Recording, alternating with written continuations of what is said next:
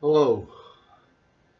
Right, this is unscripted, but I've done a couple of videos now using my mobile phone, and I wanted to use this Windows 10 recorder.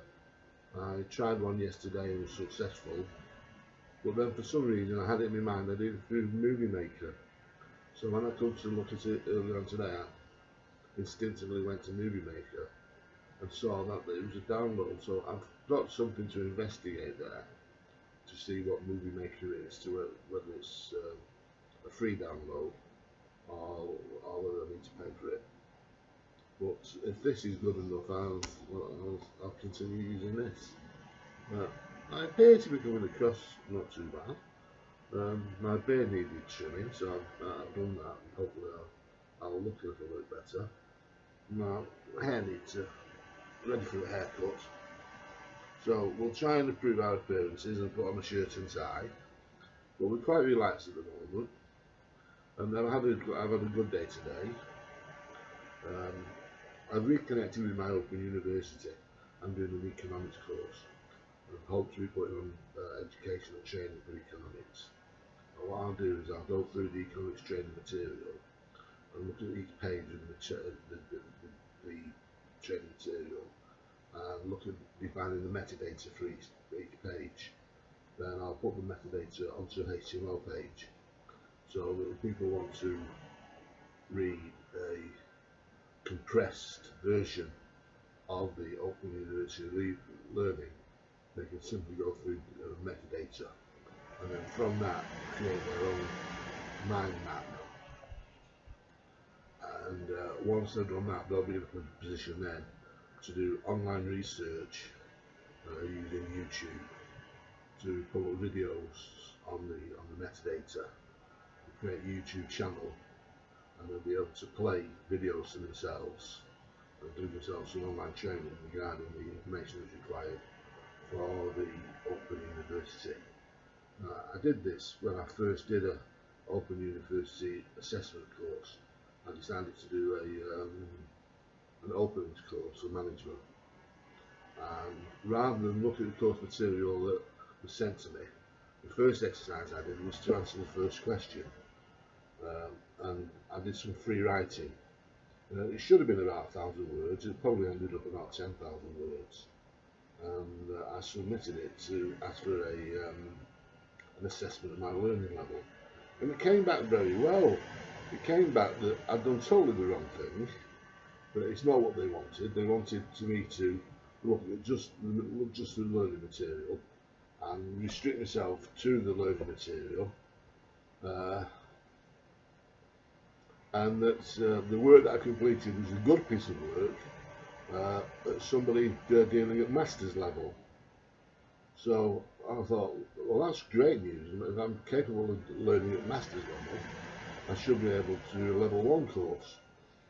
So I then restricted my learning with the Open University to the book by going through the book and looking at the metadata as I just described. And I went on with the course and did very well. And I passed everything with shining colours. And it only took me a couple of days. It was a 15-week course where I completed it in a couple of days. Well, I didn't do any Harvard referencing. I thought I'll see how I'll go on without any Harvard referencing. And I ended up failing the course because I didn't go through the learning process of Harvard referencing. What I did do for my final piece of work, I spoke to my tutor and said, right, I've dictated to you what I'm writing in my final piece of work. I need some Harvard references. Can you give me some, please? And he dictated 4 Harvard references to me, which I put in my document. So I was really hopeful that I would pass the course. But for some reason, which has never been explained to me, what my tutor told me was incorrect. Whether I put it in the wrong place or whether what I typed was not what he told me, I've got no idea. But I certainly thought I would have passed on Harvard referencing as I got the tutor to dictate what I should do. And it would have been nice to have a pass in management, because that's what I do best. I like to develop people. I do training. I like to see that people grow. I like to see that people are tasked within the organisation to do things that they enjoy and that they can grow into and develop themselves to take more responsibility within teams. So that's what I like to do. I'm a people's person. I like to give people opportunities to really take on board things and work outside work on projects which they can bring into work and give added value to the business. So it's something I'm keen to promote and keen to introduce using ProtoPage, which is an excellent tool. And if we can just focus on people's tasks and ask people to look at what tasks they do at work and then use ProtoPage to describe that task and document it, the world would be a better place. There would be no arguments within the environment about who does what. When you go for your assessment, you can say I've documented everything that I've done, that I'm doing, and I've got a wish list here of what I want to do. So you can negotiate with your boss what tasks you want to take on that other people do and grow into the job and be happy what you're doing. There's nothing worse than doing a job which is mundane and you're locked into doing it, just doing the same mundane thing day in, day out, with no opportunity and no opportunities being given to you. So really it's in your own hands to spell out what you actually do and what you want to do. But it just may be that your task is a very, very busy task and that's all you can do.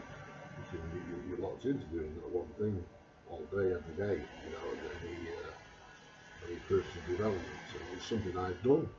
I'm not proud to say. I've taken jobs which have allowed me to earn to do what I continue to do in education online. And I've earned the money to be able to do that because I live alone. I don't have regular expenses, so I don't need £80,000 a year to live on. So I have taken jobs where I've had a small income.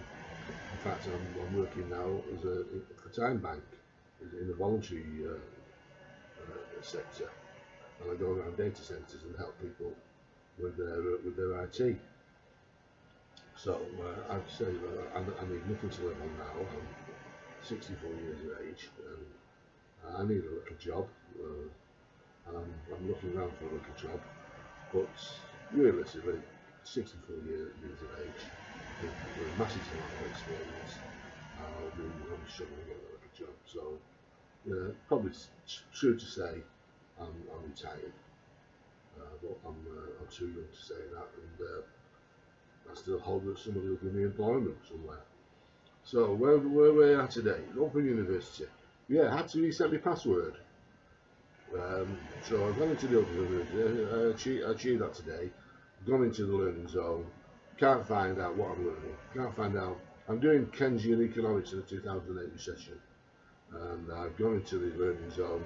I can't find the learning material. So there's one for the Open University. You got your sign-in procedures. Sign in, and it's not easy to find what you're doing. So I've got a little phone call there to make with somebody, and they'll have to take me through it tomorrow. I'll do that tomorrow. Once I've done that, I'll start collecting YouTube videos, as I've just mentioned, and that will make learning a pleasure. Watching YouTube videos, I love watching YouTube videos. I can create my own YouTube channel, and I'll create one on economics. And found a chap today using ProtoPage. He's done a ProtoPage on economics. So I'll tandem with him. I'll look at what he's done. I'll then look at YouTube and look at Open University and triangulate the three, and then do some lesson plans and session plans. In fact, what I'll do, I'll try and persuade this chap who's done the economics website, which I was going to register when I first started looking at it, but I didn't do it because I wasn't ready. I was too busy doing other things. So I didn't register economics.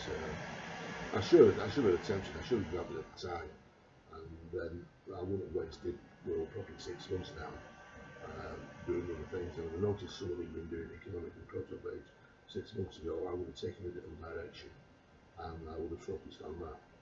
So more stuff fulfills me. I should have realised I was doing it, but I didn't particularly want to do a great deal on it.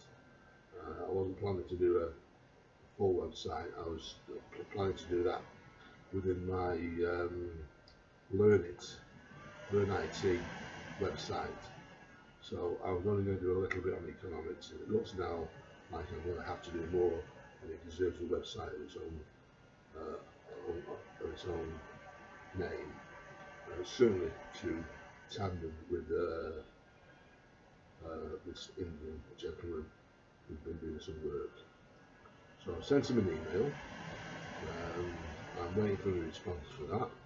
A bit upset that it's not come back straight away, because I sent him quite a powerful email saying what a great job he's done, and he's clearly doesn't pick up his email every day. So either that, or the bad news will be he's not interested. If the bad news is he's not interested, well, I'm floundering really, because I don't know what to say. I wouldn't know what to say if I've got a tune of somebody who's doing the same subject as me. It's what my study buddies is all about. I have a website called My Study Buddies, which is all about people learning the same subject matter, who want to do research on that subject matter in their proto-page websites, finding learning material and then sharing that with others.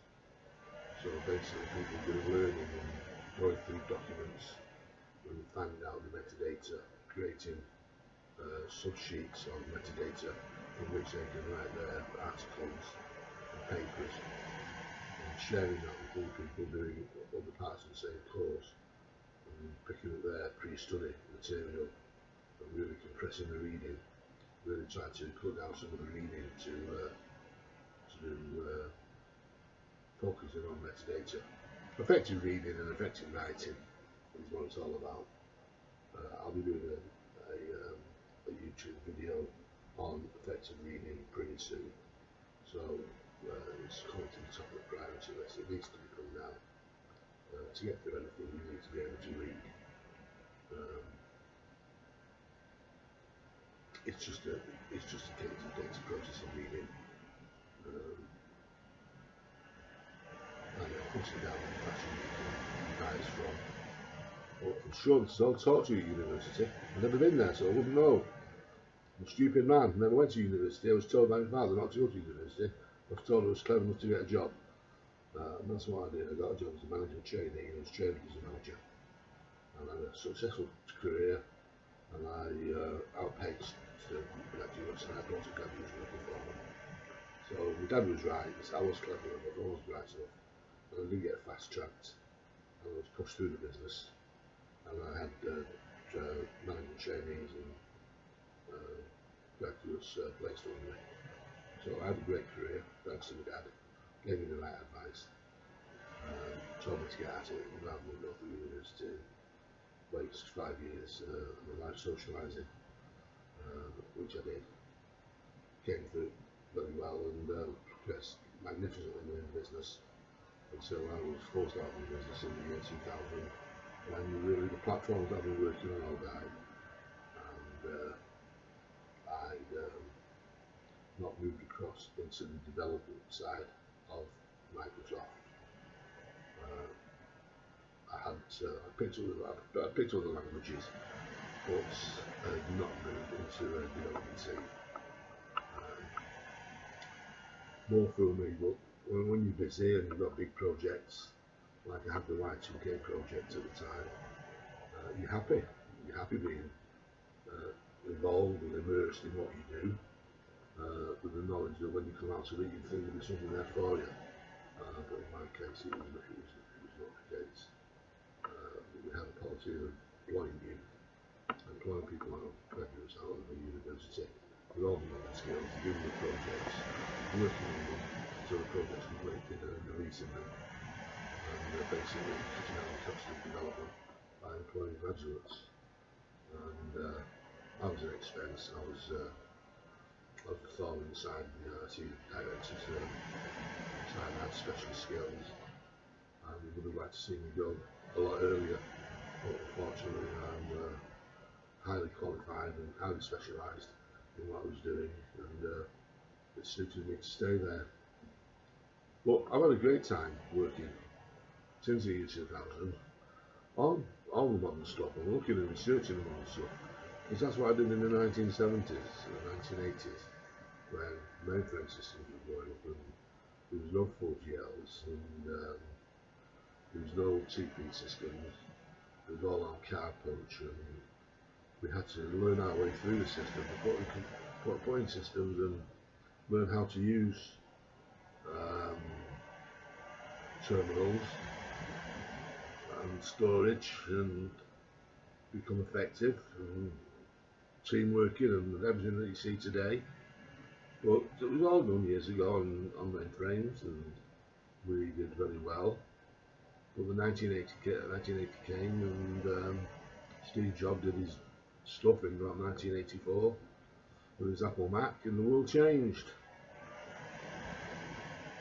Don't know if it's changed for the better though. Systems today are magnificent, but some of the systems I've seen been developed for corporate use and not a patch on what the mainframe systems did. There's great ghastly holes in systems that are produced, and they're produced on a budget. They're produced very quickly now. The latest software development tools you can do in an hour what used to take 2 or 3 days to do. So the temptation is to go for the rapid application development and to get the product in there and get it working, and then get a little bit of support staff on it. And it doesn't matter if it doesn't do 90% of what the business really needs. If it does the 80% that makes a profit, then they'll be happy with it. But it really leaves end users with lots of holes in the systems and not really very nice to use. Like I said, my last job was not in IT, it was in sales, and the systems were not nice to use. Lots of having to go from one screen and one transaction to the next. Not even a transaction ID on the screen, so you could go fast track yourself to another transaction ID. The screens have no identification on them, so when you communicated, you could communicate with your own screen, AD01 or AD02. And there was no linking of screens for business processes that needed screens linking together. You had to remember where you were going, and it was not really a very nice experience. And whilst I made lots of recommendations, there was never anything in the IT budget for OIS development. But they found money in the budget for MIS development, tracking people where they were going wrong, and they were making errors in the system. And the MIS was quite impressive. They noticed where people were making mistakes. So that's where the motivation from I won't mention the name of the company. It was really checking on people and keeping a watchdog on the people doing the work, and not having the systems supporting people and doing the work in what they were actually doing. A lot of the cross-validation was dependent on individuals, and errors could be put through the system. And it was something I had a contentious issue with the company for about 5 years, and eventually it came to the head where I left the company, but they decided that they didn't really want me. So we didn't leave on that. I'm happy. I was very happy there when I was working, and I was happy with the management. They were nice people, they were nice to work with, but just that little bit unprofessional, and with a little bit of money spent, things could have been automated, and things done a lot more efficiently, and the team could have been stripped down to lose one or two people to reduce the costs. But it wasn't to be, and I came away there a little bit saddened that all my experience wasn't taken on board. I would have been happily knocking out reports with them on a daily basis, telling them what they should be doing, but it wasn't the case. I had a clearly defined job, and my responsibility was to do that job, which I did perfectly well for 5 years. It allowed me to have lots of fun. Learning about NoSQL, learning about Agile, learning about MySQL and SQL Server, playing with my computers when I got home. So it was great fun during the day, just doing a little job, and then coming home and knuckling into IT and playing and becoming quite proficient at what I do. But Protopage has really got in the way, because it's a super fantastic tool and it really absorbs you. When you're learning on YouTube and you're posting up your YouTubes into your learning area for your revision, it's really quite addictive. And you have to monitor yourself, you have to monitor your time, otherwise you get absorbed in it, and it takes up all your time, and it disrupts your sleep. You go into bed thinking, and you're thinking, and you're up in the middle of the night doing stuff. So I don't know if it's good for your health or not. It's something that has to be controlled. When you get so immersed into a project, when you get so enthusiastic about it, is it a good thing or is it a bad thing? In my case, it's given me delusions of grandeur, according to the medical profession, and they don't look at what I do. They refuse to look at the online systems of the hundreds of web pages that I've created and see how they're all linked together, and they refuse to look at the value of it. But when I actually work with people from the trust, when they come home and they support me, they think it's absolutely amazing.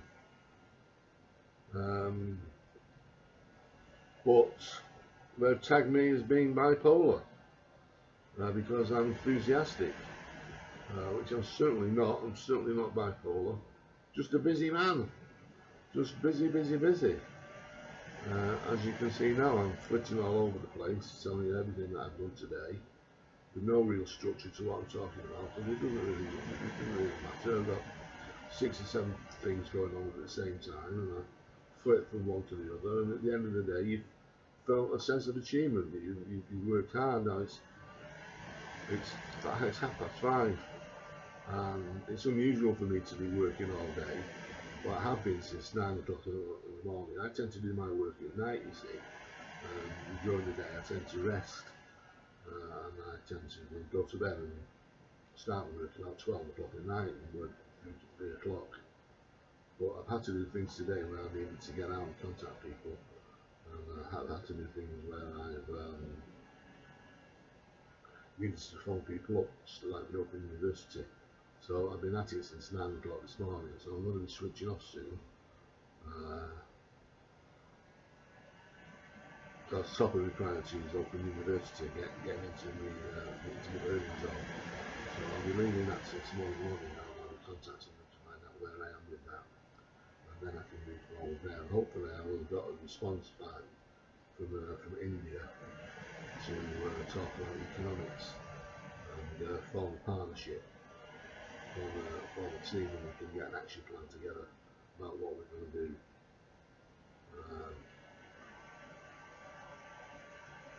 I mentioned management, that I'm keen on management, and I've done a website for Greta Thunberg, the CO2 activist, and she'll need a little bit of training, so I've done a website on management. Not done too much really, I've not overdone it, because I want her to be thinking about learning herself and buying her own books and knowing what books to buy. So that's the key to it, isn't it? It's a great scene from Good Will Hunting, which is one of my favourite films about a highly intellectual young man and he speaks with Robert Williams about books, and they explain how you read in the right books. Well, that's the key to it, really, and that's what universities should give you. Are you reading the right books? But my argument today is the answer in books. You've got so many people who want to deliver their knowledge that they're doing as I am doing. And YouTube is awash with information and knowledge,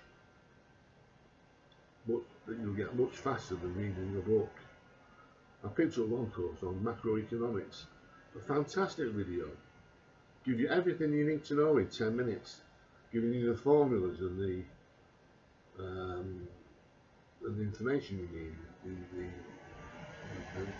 the metadata, the keywords, which you can then go and research. And it's delivered at such a high pace, which suits me, because one thing about being accused of being bipolar is that when you are flying high and you're hyper, you do speak quickly, and you do speak on multiple layers, and you do visualize things in mind maps, and you try to get out as much information as you possibly can in the hope that the person who you're dealing with has got the sense to take down notes and do them in the form of mind maps, and then pull it all together and do your list and do your structured documents from there. So, no, Alan's not bipolar. He's just been trained as a management trainee and was given speed reading and effective writing courses, and you couple the two together and you've got really a great learning experience. You can speed read books, you can effectively write them into summaries and mind map them into revision notes, and you can do a 15-week Open University course in 4 days. So, good old Open University now, I've got lots of free learning. I'm about to embark on it. The openings courses were great for me for the Open University, because you did get a book, and that allowed you to highlight in the book of what your metadata was. It's going to be an experience for me to look at the free stuff that Open University are giving.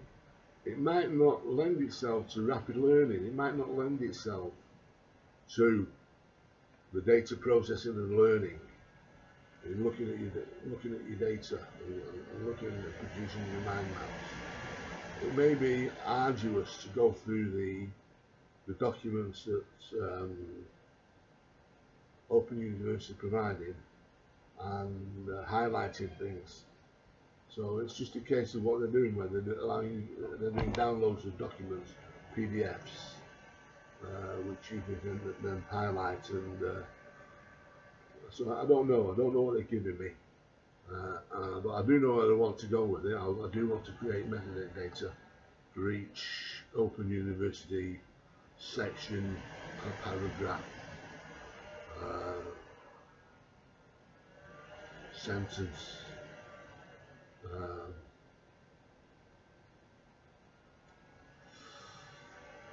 it may be that a database is required, that I create a database to input the keywords in, and then do a report on the database to see where keywords are populated across sections and across paragraphs.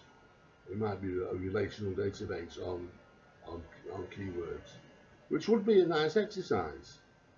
Effectively, that's what you do when you produce a document, as I've done on many occasions, and you have to produce a table of contents and an index. Now, I've used many word processors, Display-Write4, Word, WordPress, AmiPro, and the first one I did a real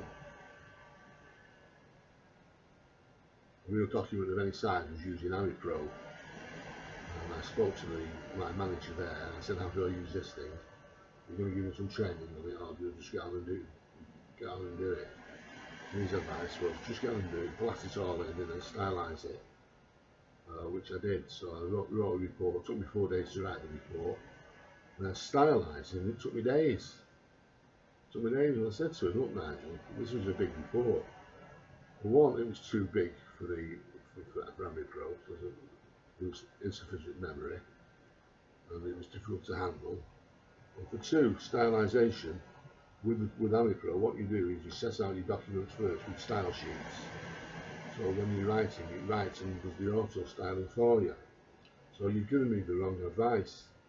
What you should have said is break your report down into small sections, do it as multiple small sections, and do your style sheets for each section, and then do some free writing, and get the AmiPro to auto style sheet it for you. But break it down into small sections and don't do it as one big document. So there you go.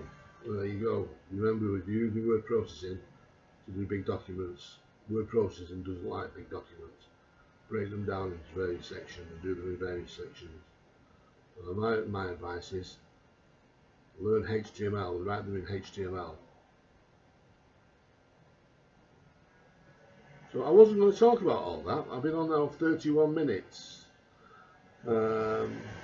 That's where it gets you actually when you're working all day on trying to deliver education and trying to focus people. It's there in your mind all the time, thinking about it, and you want to get it out and you want to communicate it.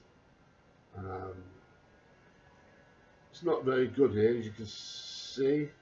The video's a bit dark. I'm not set up for it. But you could call me Quidam, the man who works in the shadows.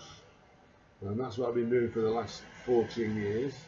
So, working in the shadows, using ProtoPage to do IT training and do sales training. So, yes, let's continue with this.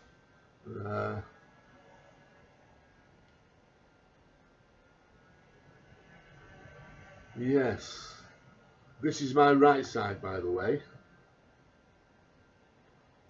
This is a thing that I'm looking at now with the camera. The camera reverses your sides. So this is my right side, and this is my left side.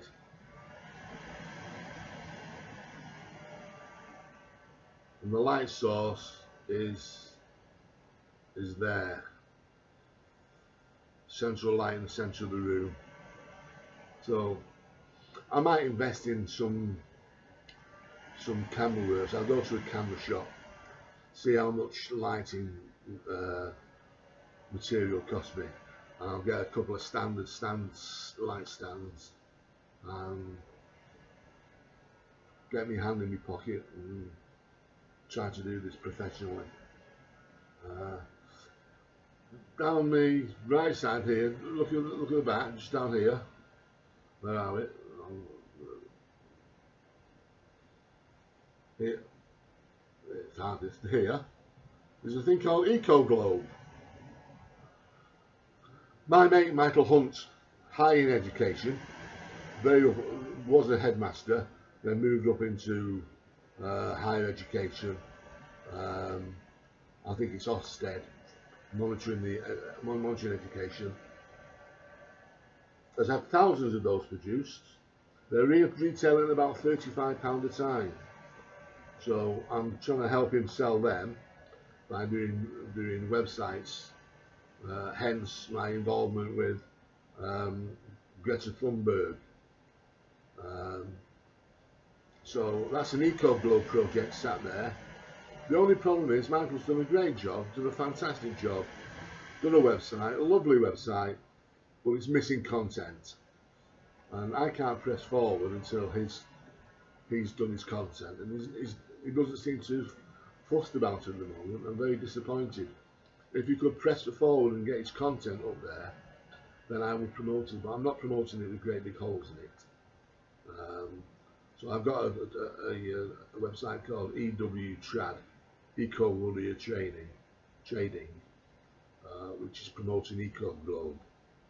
And I'll be speaking to Michael about getting a timescale for him to get his website sorted out. Well, I'm not pressing him. It's his project, it's not my project, and he's happy to go with it in his place. He's not inviting me in to help him, but I'm willing to do so because I've got the capabilities and the marketing that we can do. So there's one, EcoGlobe. Watch out for it, ecoglobe.com. Great Christmas present, super Christmas present. If you've got a child, it opens up, and you've got inside of it, you've got the core of the world, and it shows you the core and the volcanics of the Earth, and it's got an outside casing that you can write on and pencil things on with crayons. And it's a top quality product, and I think he's selling them at about £35. And it is really high quality stuff. It's worth a bit more than that, I think. But I don't know. And I think he's trying to sell it to teachers, and I think he's going down the wrong way. I think it shouldn't be sold to teachers. I think it should be sold to children. Children should have a globe. Every child wants a globe. I had a globe when I was a kid. I had a globe and had an atlas. And I used to look at the world and I used to imagine the world and the animals in the world, and I used to look at the atlas and imagine. I always wanted to go to Nepal and India and see Mount Everest, and I was always immersed in the atlas, looking at flags, and had an interest to say, why do countries change the name? Why is Persia no longer Persia? And it gave me an interest with the world, and something they don't really explain to you, why countries change their names, and why there are wars, and why there's conflict. It's something that nobody's really explained to me. You know, and it's something that is very important. Nobody, all the wise men, all the politicians, don't have the answer. But I just think it's part of the system. That's why I'm trying to look at economics to see what the value of war is, what war brings to a country. It must have a value or people wouldn't do it. I'm amazed at what's going on in Africa. I think for years, like, Africa can't sort itself out.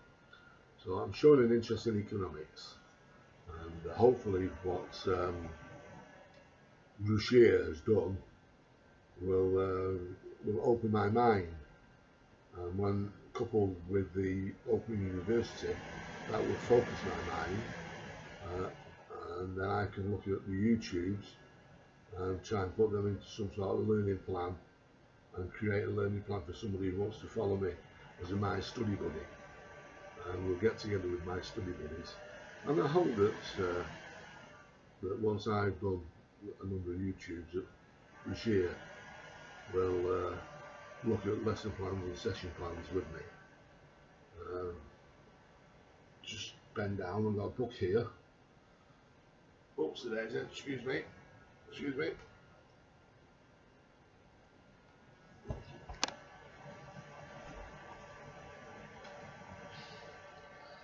Can't get there, my leg's gone dead. I'm cramped down in a chair, and my leg's gone dead.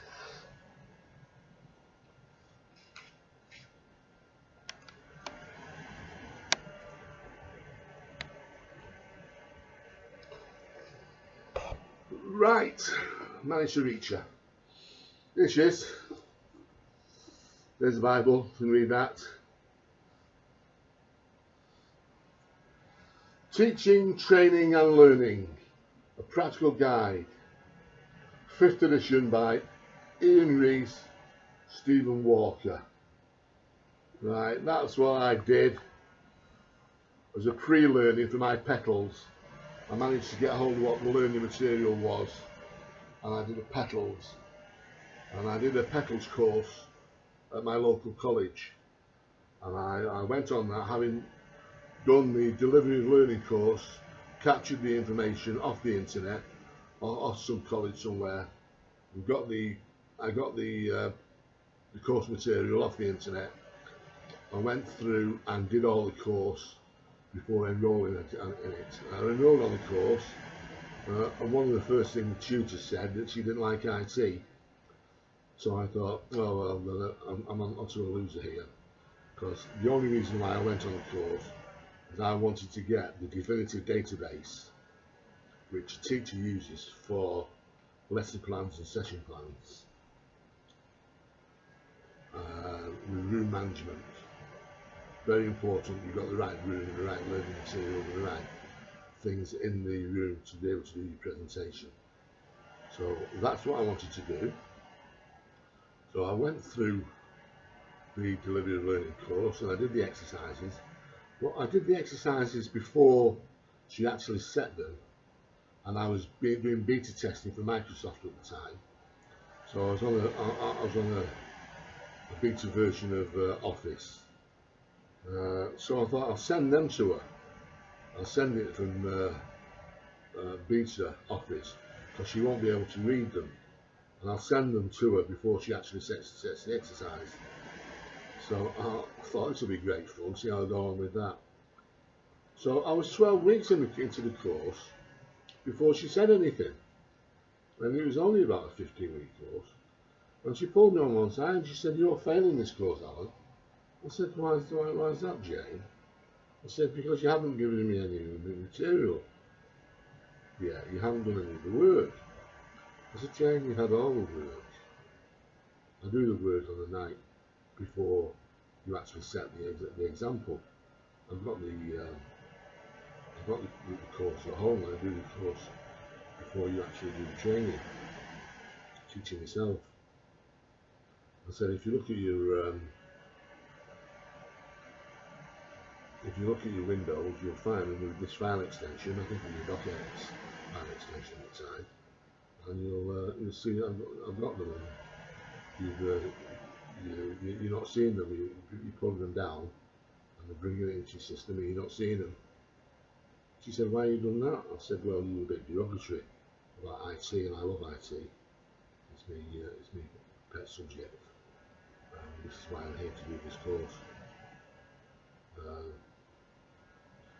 So your lesson plans and session plans, I've done that as an electronic version.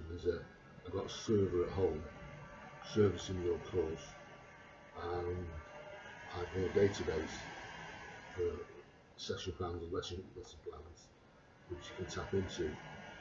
She said, "We can't accept that." I said, "Well, you haven't explained that in your course, what is and is not acceptable, and I've done it with it, I'm submitting that." And she wouldn't let me submit it. So we had an argument. I dropped off the course. So I didn't get the petals with the college. I waited some years later till I was actually doing some training with somebody. I was teaching one-to-one for an establishment in Manchester, working in Manchester mental health. I did some online teaching there, and I was teaching people one-to-one, and they actually sponsored me to go on to a Becker's course, and that's when I picked up the qualification. So I'm actually qualified to teach, and I do that at data centres. I go around and help people out.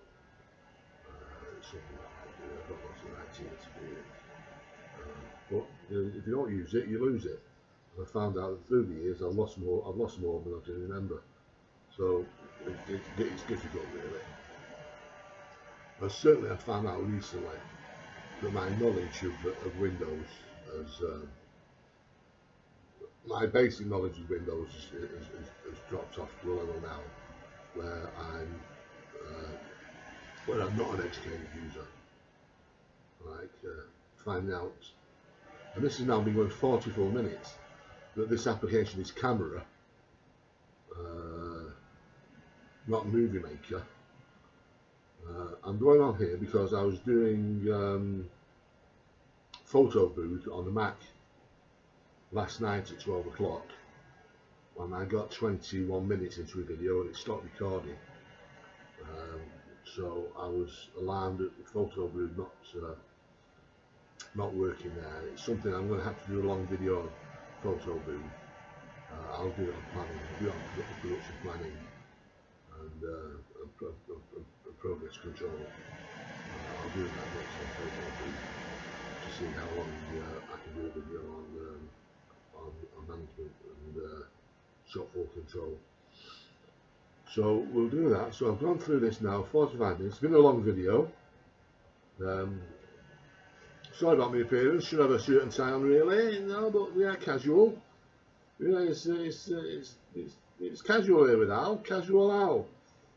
Yeah, I'm a little bit overweight. It's part of my condition. I don't get enough exercise, but I'm old now, and the treadmills don't excite me. So that's on my to-do list in the new year, to get more exercise. And now I'm doing these videos. It will help because I can sit down and have fun. I can sit down on one of my 3 computers now, either with my mobile phone or my office upstairs, read up to Business Services Limited, and do educational videos and chats, and try and get them up on YouTube. Basically, have some fun. Give me somebody to talk to, rather than sat here on my own, nothing but the TV to look at, which I very rarely switch on. I watch TV at night in bed when I'm thinking about stuff, and I watch MASH. I love watching MASH, and drifting away thinking about stuff, and then popping up on the Adam's computer, my son who's having committed suicide, and doing notes on his computer while I'm dozing. So what the TV in my bedroom's broken. It finally gave up the ghost 2 weeks ago. So I'm trying to do without it and get a better sleep pattern. So working today has been good for me, and I normally rest during the day. So I'll try and get onto a day pattern and sleep at night, and in that case I won't need to replace my TV. It'll save me £229. Otherwise it's back onto watching TV in bed, working all hours in the morning, and going to sleep about 6 o'clock, which is not good. I am a night owl. I do like the nights. I do like the quietness of nights. I do like to work at nights, so I'm better off working nights. I always think of the days people to contact and people to chase. At night, you're working at a slower pace. You can think about things, and you don't have to do them straight away. You can wait for that phone call. You can schedule that phone call in the morning, and give people time, and give people space and room to work. And one of the problems today is the communication is so effective that people want answers. They want answers straight away. When they ring the support desk, they don't want to wait 10 minutes on the phone. They want the support desk to pick you up after 3 minutes. And the banking institutions are terrible at the moment. I don't know if you try to do any banking. Here's me, bipolar, flitting all over the place. I've got a bank account to set up for my company, and I've gone down to my local branch, and guess what? The branch is closing. That'll be my 3rd branch now where I've been. I'm in Barclays. I was in Barclays in the Central Manchester account, which they closed a branch, and I was in a suburbs account in Northern, and that closed, and now I'm at Disney Manchester, and that's closing down. And all I want to do is set up a business account, so I can pay some money into it. I've got a cheque to pay into it. Someone's paid me a cheque, and I don't have a bank account, so I'm going to have to set up a bank account to process that cheque. All fun, eh? And you know, getting onto Barclays or ringing Barclays, you're there half an hour and nobody answers the phone. So I don't know whether they'll get over that hurdle. It's terrible, really. So I'm going to leave you with that now. Just that's where I am at the moment. I've got to start monetarising my business now, and actually getting some payment from people for doing work, rather than giving it away all for free. I'm a community guard, you know, work for Manchester City Council. Just a community guard, you know, I give free advice away. What I need to be doing now is to getting videos out online and offering my services and getting some payment, doing some home tuition, and capitalising on what I've done. So what I'm doing for fun, you see, it's enjoying, it's a hobby. It's a big hobby, and but it's not healthy. It's not healthy. It's too focused. So I have to decide what I want this lifestyle to be. But at this moment in time, we're embarking on doing these videos, and we'll see how they go. Right, I'm going to close off now. So I'll be looking at that to see what it looks like, and consider scripting the next